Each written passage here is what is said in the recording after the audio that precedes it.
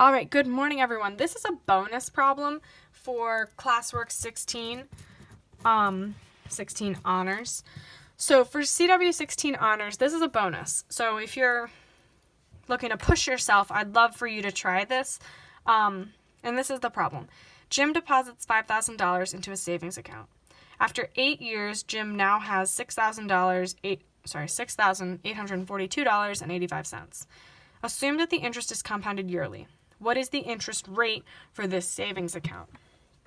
Okay, so if we have interest compounded yearly, we can use either our compound interest formula, F equals P times 1 plus R over N to the NT, or since this is compounded yearly, this becomes, since our N is 1, just our regular percent rate of change formula. So I can use my percent rate of change formula. Okay, so now let's circle our numbers and underline what we're trying to figure out. So what is the interest rate for the savings account? Okay, so we're trying to find R. We're given, he starts off with $5,000, 8 years. Now he has almost $7,000. So let's figure out what each of these values means. So $5,000, if that's what he deposits, that's got to be our initial value. And he now has about $6,800. That's got to be our final value. And then years, got to be time. Okay, so let's substitute these values into our formula. So my F is 6,842.85. My initial value was 5,000. And my rate, we don't know the rate, okay? My time is 8 years.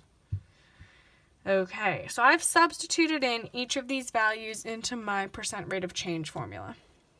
And now I've got to solve for R. Okay, so just like we did in example number 1 for classwork 16, we're going to isolate our variable, but first isolate our exponent. So 1 plus r to the 8, that's our exponential expression. So I want to divide both sides by 5,000 first to get the exponential expression by itself. So let me pull out my calculator for this. And I've got 6,842.85 divided by 5,000 is going to be 1.36857 equals 1 plus r to the 8th. Okay, so now I've got an exponential expression.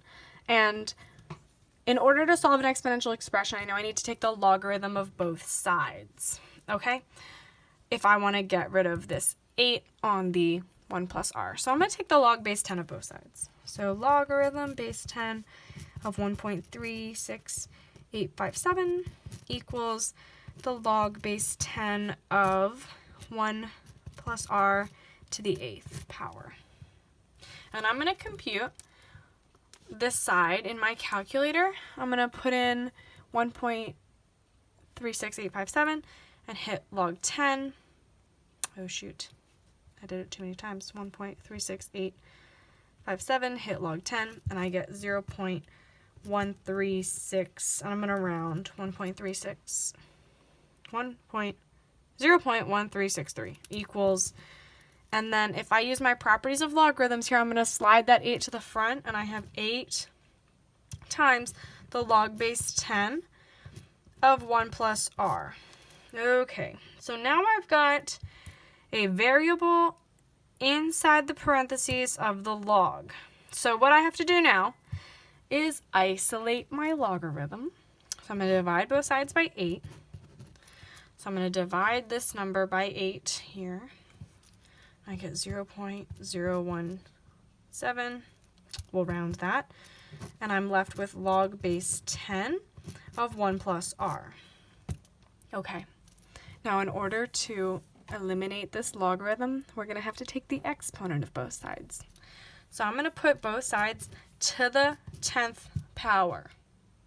So I have now 10 to the 0.017 equals And the 10 and the log base 10 will cancel each other out, and I will get 1 plus r.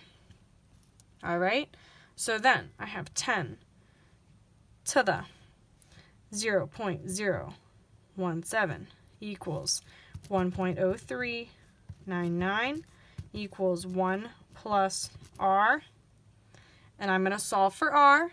So I'm going to subtract 1 from both sides, minus 1. So I get that my rate equals 0.0399. So if I round that, we really have r equals 0.04. And if I want to make this a percentage, I'm going to multiply by 100, and I will get 4%. Okay? So this is another type of